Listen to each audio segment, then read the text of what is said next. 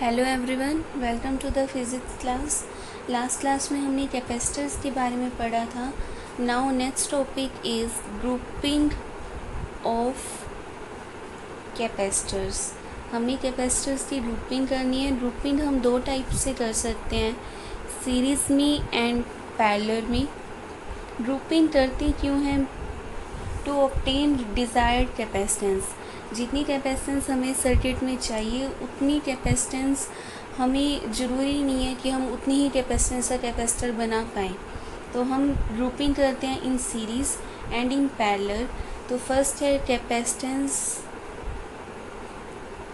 का फॉर्मूला निकालेंगे हम जब कैपेसिटर्स को हम ले रहे हैं इन सीरीज़ में कनेक्ट करने का मतलब हमें एक ही रो में कनेक्ट करना है। तो जैसे हमने लास्ट क्लास में पढ़ा था कि जब हम कैपेसिटर की एक प्लेट को चार्ज देते हैं पॉजिटिव, तो यहाँ से बैटरी से पॉजिटिव चार्ज आ रहा है, तो कैपेसिटर की सेकंड प्लेट पे क्या आएगा? Negative charge. यहाँ से मान लो चार्ज फ्लो कर रहा है, करंट आ रहा है। तो यहाँ पर सीरीज़ में कनेक्ट करने के लिए आपने क्या करना है कि कैपेसिटर है जो फर्स्ट कैपेसिटर, उसके जो सेकंड वाला एंड है उसको सेकंड कैपेसिटर की इनिशियल एंड से कनेक्ट करना है। तो ये चार्ज तो सेम ही आएगा, फर्स्ट पे पॉजिटिव और सेकंड पे नेगेटिव। फिर जब हमने इसको थर्ड कैपेसिटर से कनेक्ट करना है तो सेकंड कैपेसिटर का सेकंड एंड लेना है और थर्ड का फर्स्ट लेना है। इस टाइप से ये तीन कैपेसिटर्स मैंने लिए हैं जिनको मैंने सीरीज़ में कनेक्ट किए। तो ये कनेक्शन कंप्लीट हो गया। इसके बाद मान लेते हैं कि जो फर्स्ट कैपेसिटर है उसके अक्रॉस वोल्टेज है V1, सेकंड के अक्रॉस है V2, थर्ड के अक्रॉस है V3। इसकी कैपेसिटेंस है C1, सेकंड वाले की है C2 एंड थर्ड की है C3। और जो टोटल वोल्टेज है सर्किट में वो है V। तो ये V वोल्टेज तीन में डिवाइड हो रही है, V1, V2 एंड V3 में। और कैपेसिटर्स की जो कैपेसिटेंस है वो है C1, C2 and C3। Now हमने किया था लास्ट क्लास में Q is equal to CV। तो यहाँ से आपके पास V का फॉर्मूला आ जाएगा Q बाई में C। तो अगर मैं V1 लिखूँ तो V1 आ जाएगा Q बाई में C1, V2 आ जाएगा Q ओवर C2, V3 आ जाएगा Q ओवर C3। एंड ये टोटल V किसके इक्वल आएगा? चार्ज टोटल की अपॉन में जो रिजल्टेंट कैपेसिटेंस है। यहाँ पे हर फॉर्मूले में Q चार्ज सेम लिया है because in series charge same रहता है, करंट सेम रहता है। और वोल्टेज क्या है? V जो है वो तीन में डिवाइड हो रही है, V1, V2 एंड V3 में। तो वैल्यूज़ पुट कर दो तो ये आ जाएगा आपके पास Q over CS is equal to Q over C1 plus Q over C2 plus Q over C3। तो यहाँ से आपके पास 1/CS का फॉर्मूला आ गया 1/C1 plus 1/C2 plus 1/C3। यहाँ पर आपने तीन कैपेसिटर्स लिए थे तो उसमें ये आ रहा है कि वो इन्वर्सली ऐड हो रहे हैं। तो अगर आपके पास n कैपेसिटर्स हों तो रिजल्टेंट कैपेसिटेंस का क्या फॉर्मूला आएगा? 1/CS is equal to 1/C1 plus 1/C2 and up to 1/Cn।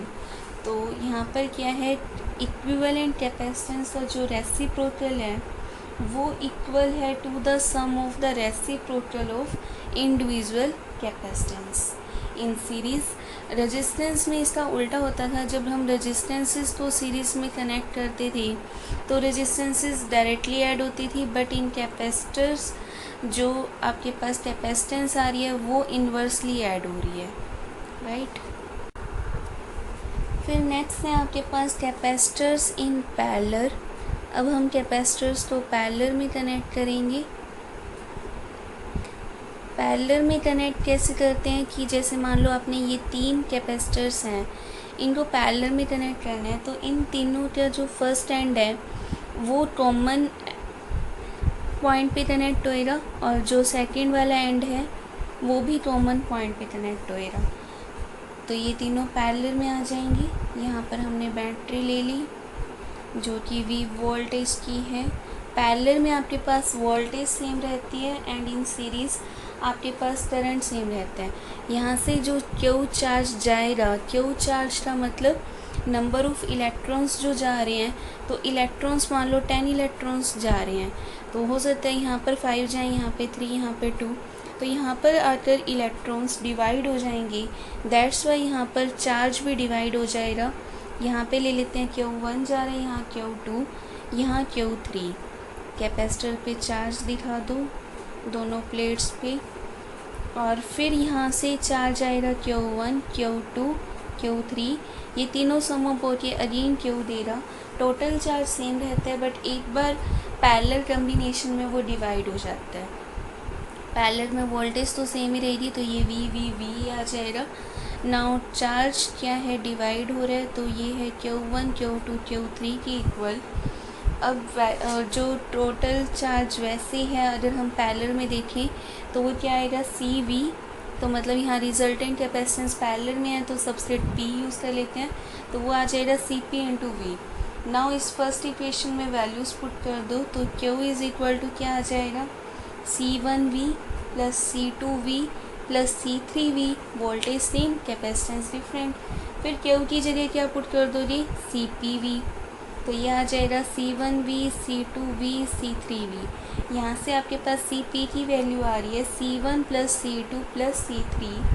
तो ये तो हमने 3 कैपेसिटर्स लिए थे, वही अगर आप N कैपेसिटर्स ले रहे हो तो N कैपेसिटर्स के केस में आपके पास क्या आ जाएगा, CP is equal to C1, C2, C3 up to Cn तक समीशन हो जाएगा।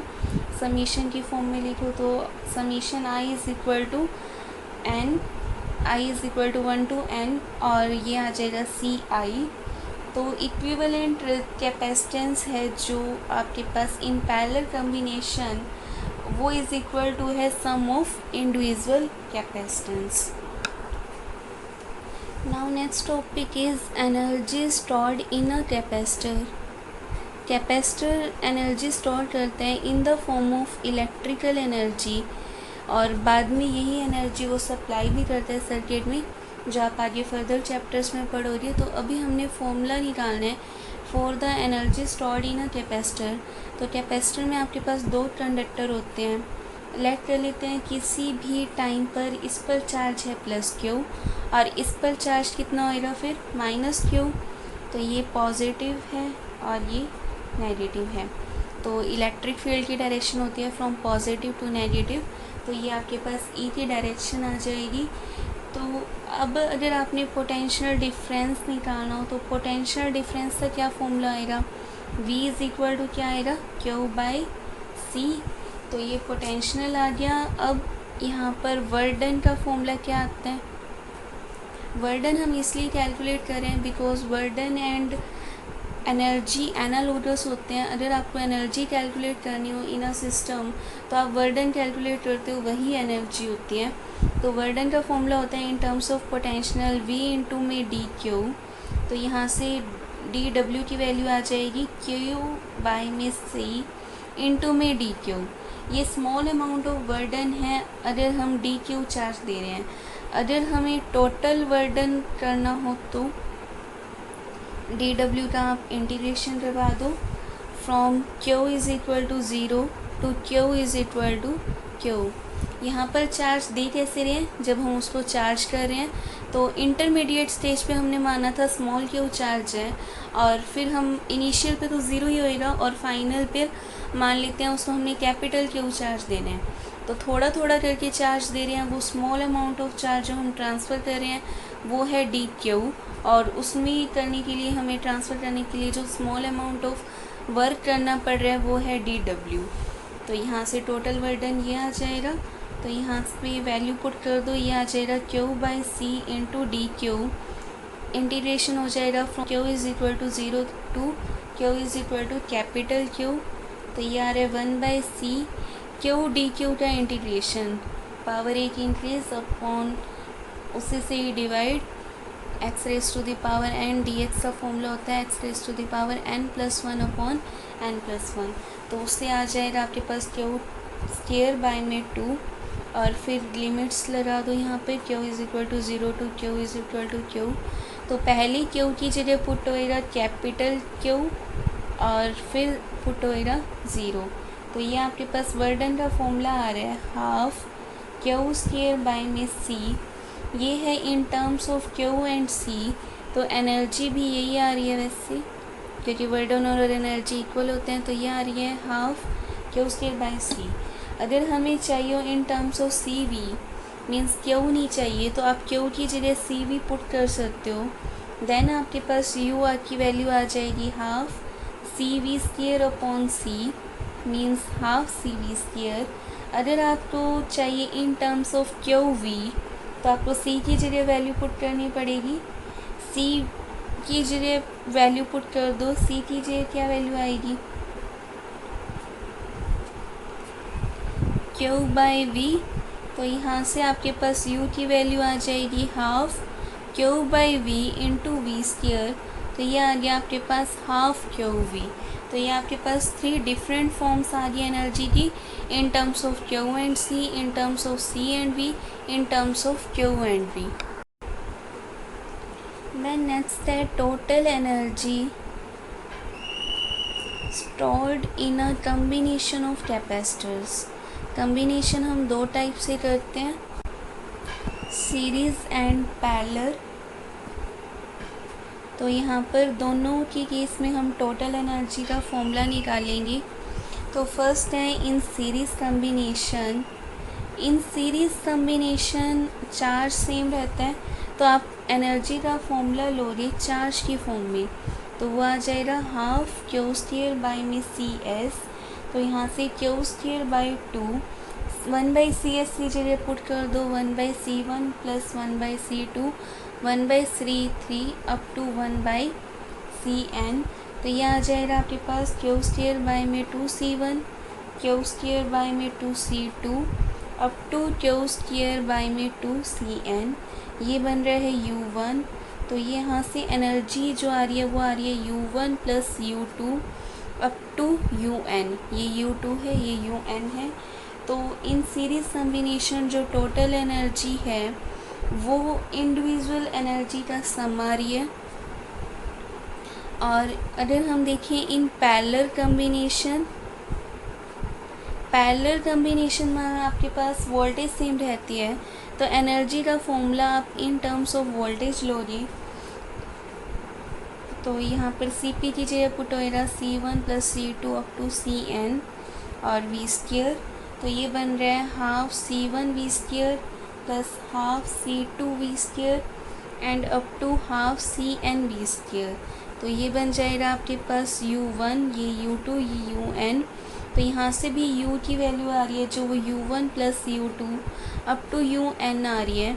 तो टोटल एनर्जी हमेशा इंडिविजुअल एनर्जीज़ का सम रहती है। Energy stored in individual capacitors का जो सम होता है वो टोटल एनर्जी के इक्वल होता है। फिर है हमारे पास energy density of a parallel plate capacitor. Density का क्या मतलब होता है, जैसे आपने मास डेंसिटी निकालते हो तो आप मास अपॉन वॉल्यूम करते हो, ऐसे ही एनर्जी डेंसिटी का मतलब आपने करना है energy total energy divided by volume. तो ये आ जाएगा half C V square. Volume को लिख सकते हो एरिया इनटू में जो उसकी थिकनेस है, डेप्थ है। और यहाँ पर पैरेलल प्लेट कैपेसिटर में निकाल रहे हो, तो पैरेलल प्लेट कैपेसिटर के केस में सी का फॉर्मूला आता है ए एप्सिलॉन नॉट बाई में डी। तो यहाँ से एंड वी का फॉर्मूला होता है इलेक्ट्रिक फील्ड इनटू में डी। यहाँ पे हमें सी भी चाहिए था, वी भी, तो दोनों के फॉर्मूले लिख लिए। तो यहाँ से आपके पास एनर्जी डेंसिटी आ जाएगी half A epsilon not by में डी। वी की जगह ए डी पुट करोगे तो ये आ जाएगा E square d square over A d. तो ये कैंसिल आउट होके आ जाएगा आपके पास half epsilon not E square. तो एनर्जी डेंसिटी का आपके पास क्या फॉर्मूला आ गया, half epsilon not E square. Next है आपके पास कॉमन पोटेंशियल। कॉमन पोटेंशियल का मतलब हम कैपेसिटर्स को कनेक्ट कर रहे हैं और फिर देख रहे हैं कि उनका कॉमन पोटेंशियल क्या बन रहा है। तो लेट कर लेते हैं आपके पास 2 कैपेसिटर्स थे जिनकी कैपेसिटेंस थी C1 C2 और उन दोनों को हमने पोटेंशियल दे रखा था V1 एंड V2। पहले जो उन पर चार्ज जिस पोटेंशियल पर वो चार्ज थे वो था V1 एंड V2। तो टोटल चार्ज बिफोर शेयरिंग क्या आएगा, मीन्स जब तक हमने उसको कनेक्शन नहीं किया, उनको किसी कंडक्टिंग वायर से कनेक्ट नहीं किया, तब तक उन पर टोटल चार्ज क्या आएगा, C1V1 प्लस C2V2। दोनों के इंडिविजुअल चार्जेस ऐड हो जाएंगे। फिर जब हम इनको कनेक्शन कर रहे हैं, जैसे दो कैपेसिटर से जब हमने इनको कनेक्ट कर दिया, तो जैसे हमने दो लास्ट वाली क्लासेस में भी डिस्कस किया था कि कंडक्टर के अक्रॉस पोटेंशियल सेम रहता है। मींस यहाँ पर जब हम इनको कंडक्टर से कनेक्ट कर रहे हैं तो इनका पोटेंशियल सेम हो जाएगा। तो पोटेंशियल मान लेते हैं जो सेम हो रहा है वो हो रहा है V। तो V is the common potential on sharing the charges. तो आफ्टर शेयरिंग जो चार्ज आएगा वो कितना आएगा, चार्ज का फॉर्मूला होता है Q is equal to CV। After sharing उनकी कैपेसिटेंस तो बन जाएगी C1 प्लस C2 और पोटेंशियल कितना आ जाएगा V। तो यहाँ पर चार्ज अगर कोई एनर्जी का लॉस नहीं हो रहा तो total charge before sharing will be equal to the total charge after sharing. तो यहाँ पर आ जाएगा आपके पास C1 plus C2 V is equal to C1V1 plus C2V2। यहाँ से V की वैल्यू आ जाएगी, कॉमन पोटेंशियल की वैल्यू आ जाएगी C1V1 plus C2V2 over C1 plus C2। Means total charge by me total capacitance.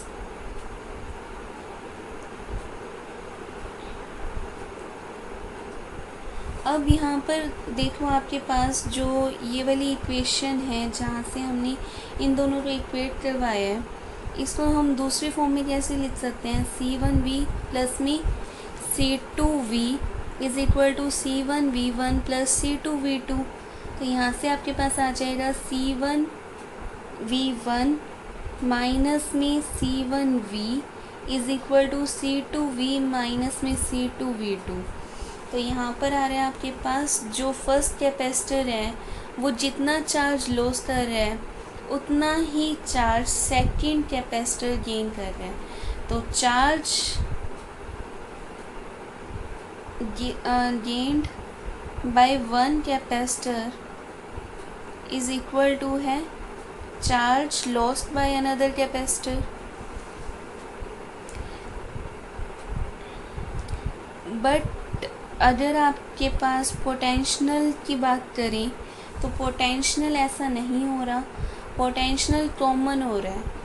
ज़रूरी नहीं है कि आपके पास, जैसे मान लो इसके पास 5 था, इसके पास 10 था पोटेंशियल, ज़रूरी नहीं है कि उनने में जितना इसने लॉस किया उतना ही वो गेन करे। आपके पास पोटेंशियल जो होना चाहिए लास्ट में कॉमन पोटेंशियल सेम होना चाहिए। पोटेंशियल के केस में ट्रू नहीं होता कि potential loss by one is equal to the gain by other, but charge के केस में हमने यहाँ से देखा कि चार्ज जो लॉस हो रहा था वही चार्ज गेन कर रहा है अनदर कैपेसिटर। तो चार्ज के केस में ये ट्रू है बट नॉट फॉर पोटेंशियल्स। अब यहाँ पर हमने जो कैपेसिटर कनेक्ट किए थे वो किए थे पैरेलल में, तभी हमने लिया था C1 प्लस C2। अगर कैपेसिटर को आप सीरीज़ में कनेक्ट करते हो तो आपके पास कॉमन पोटेंशियल का फॉर्मूला आ जाएगा C1V1 minus C2V2 upon C1 plus C2, क्योंकि CS की डिफरेंट वैल्यू पुट होएगी। दैट्स वाई जब आप इसको सॉल्व करोगे तब आपके पास ये आ जाएगा। इसकी डेरिवेशन सिलेबस में नहीं है। जब आपके पास कॉमन पोटेंशियल का टॉपिक आए तो आपने यही वाला करना है जो पैरेलल लेके किया हुआ है। नाउ इलेक्ट्रोस्टैटिक्स में आपके पास नेक्स्ट टॉपिक है loss of energy on sharing charges. इससे पहले हमने डिस्कस किया था जब दो कंडक्टर्स चार्ज शेयर करते हैं तो उनका पोटेंशियल इक्वल हो जाता है एंड उस पोटेंशियल की वैल्यू आती है V is equal to C1V1 plus C2V2 upon C1 plus C2। Now you have to calculate loss of energy. तो आपको चाहिए energy before sharing charges and energy after sharing charges. जब charge share नहीं किए थे conductors ने तो उनके पास दो पोटेंशियल थी, दो कैपेसिटेंस थी। तो U1 की वैल्यू आएगी आपके पास half C1 V1 square plus half C2 V2 square. And after sharing charges उनका पोटेंशियल इक्वल हो जाता है। सो आपके पास बनेगा U2 is equal to half C1 V square plus half C2 V square. तो ये आ जाएगा half C1 plus C2 V square. Now V की वैल्यू पुट कर दो फ्रॉम इक्वेशन 1। तो ये आपके पास आ जाएगा V स्क्वायर था तो C1 V1 plus C2 V2 square upon C1 plus C2 whole square. तो न्यूमरेटर में भी C1 C2 प्लस C2 है और नीचे भी है, तो ये एक कैंसिल हो जाएगा। U2 की वैल्यू बचेगी C1 V1 plus C2 V2 whole square upon 2 C1 plus C2। Now for loss you will calculate U1 minus U2। So half C1 V1 square plus half C2 V2 square minus में U2 क्या आएगा C1 V1 plus C2 V2 whole square upon 2 C1 plus C2। Now इसको आपको solve करना है, तो LCM आ जाएगा 2 C1 plus C2 और यहाँ पर आपके पास जब मल्टीप्लाई करोगी तो ये आएगा C1 V1 square multiplied by C1 plus C2, फिर आएगा C2 V2 square multiplied by C1 plus C2 और ये टर्म आ जाएगी एज इट इज़। फिर अब इसको आपने सोल्व करने के लिए क्या किया है, मल्टीप्लाई किया है। फर्स्ट टर्म बन रही है C1 V1 स्क्वायर और साथ में C1, तो ये बन जाएगा C1 स्क्वायर V1 स्क्वायर और फिर आ रहा है C1 C2 V1 square C2 C1 V2 square C2 square V2 square और ये होल स्क्वायर ओपन कर दो, तो यहाँ से कैंसिल हो जाएगा C1 square V1 square C2 square V2 square और 2 C1 C2 V1 V2 ये टर्म बच जाएगी और यहाँ से ये दोनों टर्म्स बच जाएंगी C1 C2 वाली। तो C1 C2 कॉमन आ जाएगा, बचेगा V1 square plus V2 square और माइनस में 2 V1 V2 और अपॉन में 2 C1 प्लस C2। तो ये आपके पास लॉस ऑफ एनर्जी आ रही है। फर्दर आप इसको लिख सकते हो, ये था ना आपके पास V1 square plus V2 square minus 2 V1 V2, तो इसको लिख सकते हो V1 minus V2 whole square.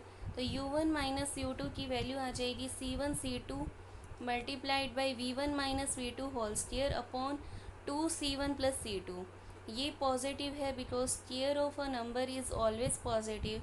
तो आपके पास लॉस ऑफ एनर्जी पॉजिटिव आ रही है, मीन्स U1 ग्रेटर आ रहा है U2 से, मीन्स U2 लेस है U1 से, means after sharing charges energy less है बिफोर शेयरिंग चार्जेस जो एनर्जी थी उससे। So there is a loss of energy on sharing the charges. फिर नेक्स्ट टॉपिक है आपके पास non polar and polar dielectrics.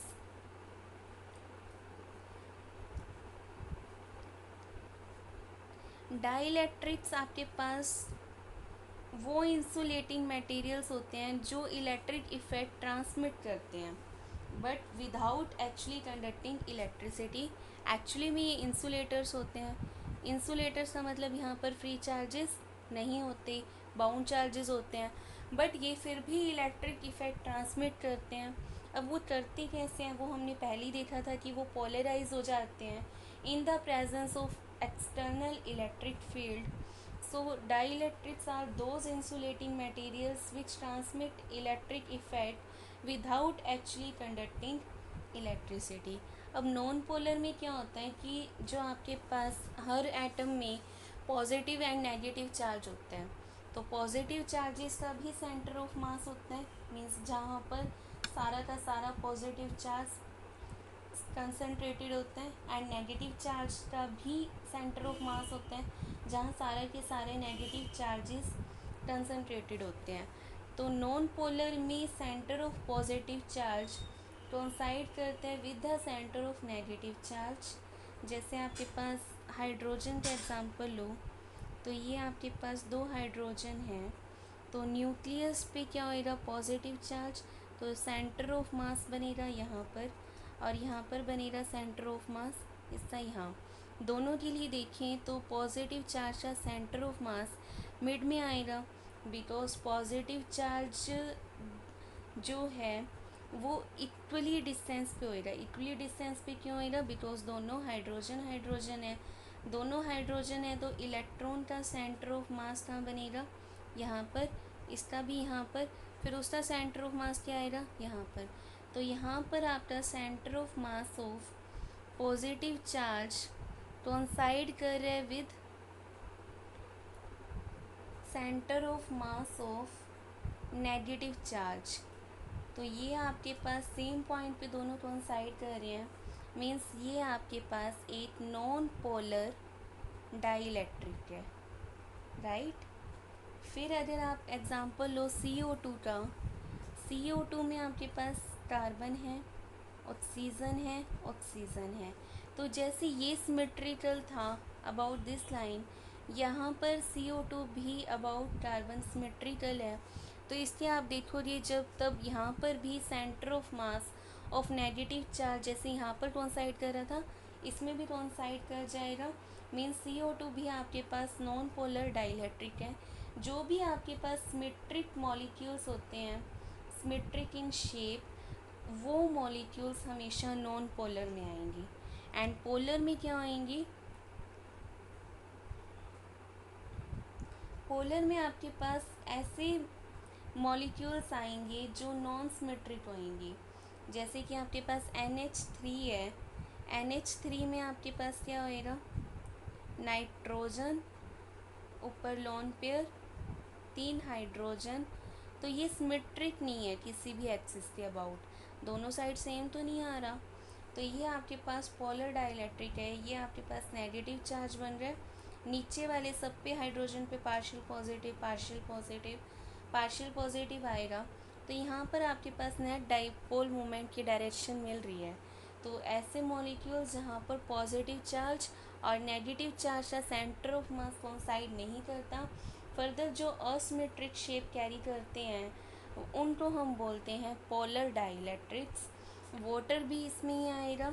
Water की शेप बैंड शेप होती है, वी शेप होती है। तो यहाँ पर 2 लोन पेयर होते हैं। तो ये भी आपके पास नेगेटिव चार्ज और पॉजिटिव चार्ज कोइंसाइड नहीं करे, तो वाटर भी आपके पास किस में आएगा? पोलर डाइलेक्ट्रिक्स में आएगा। देन नेक्स्ट टॉपिक है हमारे पास डाइलेक्ट्रिक पोलराइजेशन। डाइलेक्ट्रिक पोलराइजेशन का मतलब जब हम डाइलेक्ट्रिक्स को इलेक्ट्रिक फील्ड में रखते हैं तब वो पोलराइज हो जाते हैं। जैसे हमने पहले भी डिस्कस किया था कि अगर हमारे पास एक, जैसे यहाँ पर मैंने लिया है 2 मेटल प्लेट्स, इनको मैंने बैटरी से कनेक्ट किया है। ये साइड हो जाएगी पॉजिटिव और ये है लोअर पोटेंशियल पे मीन्स नेगेटिव, और एक्सटर्नल इलेक्ट्रिक फील्ड अप्लाई की है। तो अगर आपके पास पोलर डाइलेक्ट्रिक्स हैं तो उनमें तो पॉजिटिव और नेगेटिव चार्ज कोइंसाइड कर ही नहीं रहे। तो नेगेटिव चार्ज आएगा towards positive plate and positive charge आएगा towards negative plate. Thus, they get polarized in the direction opposite to the existing electric field. ये EP की डायरेक्शन आ जाएगी। एंड अगर नॉन पोलर है तो नॉन पोलर में भी चार्जेस सेपरेट आउट हो जाएंगे, centre of mass of negative charge and centre of mass of positive charge. And उस टाइप से ही उसमें भी क्या आएगा? एक पोलराइजिंग इलेक्ट्रिक फील्ड आएगा। दस जब हम डाइलेक्ट्रिक्स को इलेक्ट्रिक फील्ड में रखते हैं तो हर मॉलिक्यूल एक टीनी इलेक्ट्रिक डाइपोल बन जाता है और उनका डाइपोल मोमेंट आ जाता है parallel to the external electric field. And further जो ये डाइपोल मोमेंट आएगा ये प्रोपोर्शनल भी होएगा एक्सटर्नल इलेक्ट्रिक फील्ड की। सो हम इंड्यूस डाइपोल मोमेंट P जो एक्वायर कर रहे मॉलिक्यूल, उसको लिख सकते हैं P is equal to alpha epsilon not E not. E not आपका एक्सटर्नल इलेक्ट्रिक फील्ड है और अल्फ़ा जो है वो कांस्टेंट ऑफ प्रोपोर्शनैलिटी है, जिसको हम बोलते हैं एटॉमिक या molecular polarisability. And epsilon not आपको पता ही है permittivity of the free space है। तो एक्चुअल में डाइपोल मोमेंट दोनों के प्रोपोर्शनल है, ये कांस्टेंट है, दैट्स वाई हम बोलते हैं कि प्रोपोर्शनल है ई नॉट की। तो एक्चुअली इस इक्वेशन में 2 कांस्टेंट हैं, one is epsilon not and one is alpha. तो अब हमने यहाँ पर क्या लिया है कि एक नॉन पोलर डाइलेक्ट्रिक स्लैब ली है ABCD, जिसको एक्सटर्नल इलेक्ट्रिक फील्ड ई नोट में रखे बिटवीन द टू प्लेट्स। और फिर वो क्या हो जाएगा, centre of mass of negative charge and positive charge separate हो जाएंगी और यहाँ पर एक पोलराइजिंग इलेक्ट्रिक फील्ड आ जाएगा। Now suppose all the atoms are uniformly polarized in the direction of electric field। अब पोलराइजेशन कंप्लीट हो चुकी है, सारे एटम्स पोलराइज हो चुके हैं and x is the displacement between the centre of positive negative charges in the atom.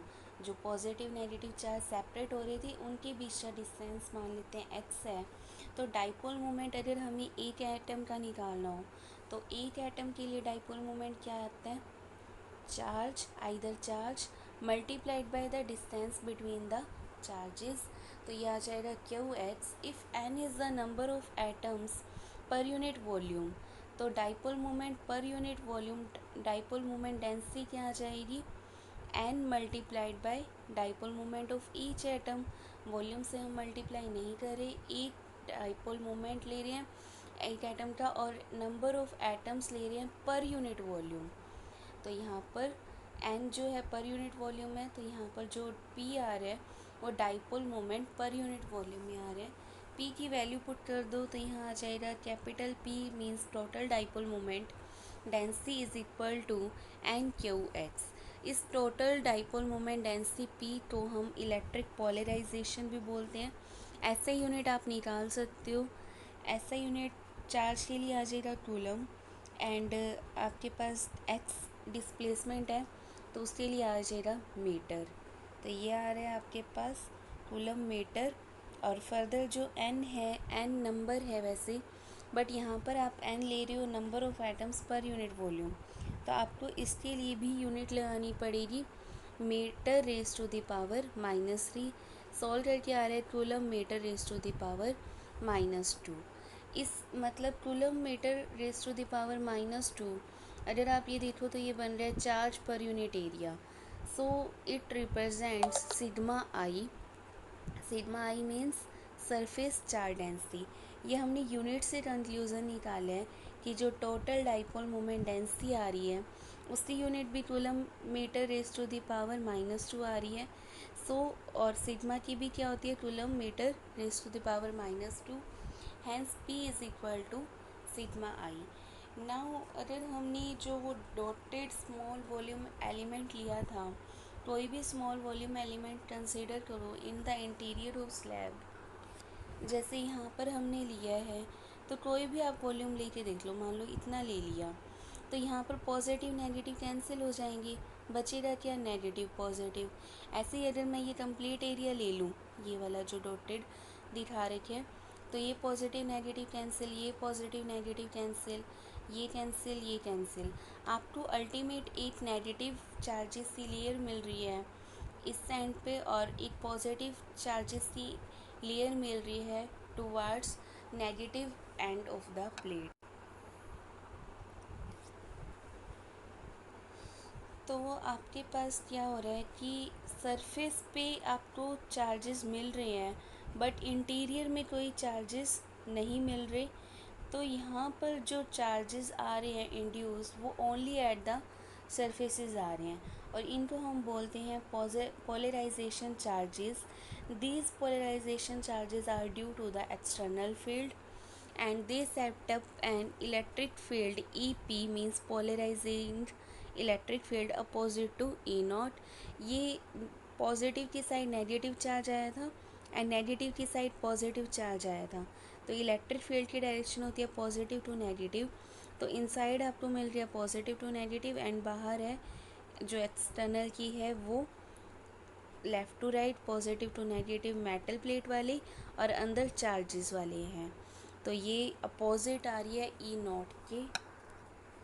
Now since both electric fields are vectors, so effective electric field in a polarised dielectric क्या आ जाएगा, E not minus E P. E जो है वो क्या है, reduced value of electric field. जो external में से पोलराइजिंग माइनस करके आया है वो है आपके पास E net, E reduced value of electric field. Further जो आपके पास ई पी है, ई का फॉर्मूला हमने निकाला था, क्या आया था, सिग्मा बाय एप्साइलन, और सिग्मा की हमने अभी वैल्यू निकाली थी, क्या आई थी, P means dipole moment density. तो यहाँ पर पहले sigma bye E for the metal plates, फिर सिग्मा की जगह पी, तो ये बन जाएगा पी बाय एप्साइलन। पी क्या आपके पास, total dipole moment density. Hence the value of a depend कर रही है nature of dielectric slab introduced, क्यों, क्योंकि एप्साइलन आ रहा है। The ratio of the external electric field E naught और ई, ये आपको पता है क्या होते हैं, dielectric constant F naught by F या ई नॉट बाई ई आपके पास होता है डाइलेक्ट्रिक कांस्टेंट के। तो अगर आपके पास डाइलेक्ट्रिक है तो डाइलेक्ट्रिक में तो रिड्यूस होएगा ही होएगा इलेक्ट्रिक फील्ड, हमने जैसे अभी निकाला ई नॉट माइनस ई पी। तो यहाँ पर ये ई वही है जो रिड्यूस हो के आ रहा है, जैसे हमने फोर्स बोली थी कि फोर्स मीडियम में रिड्यूस हो जाती है, वैसे ही इलेक्ट्रिक फील्ड हम बोल रहे हैं डाइलेक्ट्रिक में रिड्यूस हो जाता है। और इन दोनों की रेशियो को हम डिफ़ाइन करते हैं क्या, डाइलेक्ट्रिक कांस्टेंट। फिर है इलेक्ट्रिक ससेप्टिबिलिटी। इलेक्ट्रिक ससेप्टिबिलिटी जो होती है वो यही बताती है कि कितना इजीली कोई मटेरियल पोलराइज हो सकता है। सो आपने देखा कि जो पोलराइजेशन है वो reduce value of the electric field के डायरेक्टली प्रोपोर्शनल है। तो यहाँ पर कांस्टेंट जो आता है वो आता है एप्साइलन एंड ससेप्टिबिलिटी। ये जो ससेप्टिबिलिटी है ये भी कांस्टेंट है। तो यहाँ से आप देख रहे हो कि पोलराइजेशन ज़्यादा होएगी if susceptibility of a material is high. तो ससेप्टिबिलिटी यही बताता है कि कितना इजीली मटेरियल पोलराइज हो सकता है। इलेक्ट्रिक ससेप्टिबिलिटी डिस्क्राइब करती है electric behaviour of a dielectric. यहाँ पर जो हमने एप्साइलन यूज़ की है, P is equal to epsilon into में काई इंटू में ई था, तो एप्साइलन वैसे आया है टू कीप ससेप्टिबिलिटी मीन्स काई डायमेंशनल लेस। और जो हमारे पास इलेक्ट्रिक ससेप्टिबिलिटी है उसकी डिफरेंट डिफरेंट वैल्यूज़ होती है for different different dielectrics. For vacuum susceptibility की वैल्यू आती है 0। सो P इज़ इक्वल टू था आपके पास एप्साइलन काई ई, और जैसे हमने ये पहले किया था कि P इज़ इक्वल टू था alpha not epsilon not E not. तो ये दोनों सेम ही है, वो वैक्यूम में था और ये आपके पास मीडियम में आ गया। नाउ ई की वैल्यू पुट कर दो। ई की वैल्यू थी ई नॉट माइनस ई पी की थी पी बाई में ई। तो यहाँ से reduce value of electric field निकालनी है। एप्साइलन एप्साइलन कैंसिल हो रहा है, फिर ये बच रहा है ई नॉट माइनस काई ई नॉट की निकालोगे वो आ जाएगी ई इंटू में 1 प्लस काई। यहाँ से ई नॉट बाई ई आ रहा है आपके पास 1 प्लस काई। सो ई नॉट बाई ई था डाइलेक्ट्रिक कांस्टेंट। तो डाइलेक्ट्रिक कांस्टेंट और इलेक्ट्रिक ससेप्टिबिलिटी में क्या रिलेशन होता है, K is equal to 1 plus chi. Further अगर आपसे पोलराइजेशन पूछी हो तो आप यहाँ पर ई की वैल्यू इन टर्म्स ऑफ काई पुट कर सकते हो, और यही डायरेक्टली ये पोलराइजेशन का फॉर्मूला है in terms of E not. अगर ई पी गिवन है तो आपने वो वैल्यू पुट करनी है। In terms of susceptibility given है तो ये वैल्यू पुट करनी है। ऐसे ऐसे डिफरेंट डिफरेंट फॉर्म्स बन सकती हैं अकॉर्डिंग टू द न्यूमेरिकल जो आपको इन्फॉर्मेशन गिवन है न्यूमेरिकल में, उसके अकॉर्डिंग आप अपनी वैल्यूज़ चेंज कर सकते हो।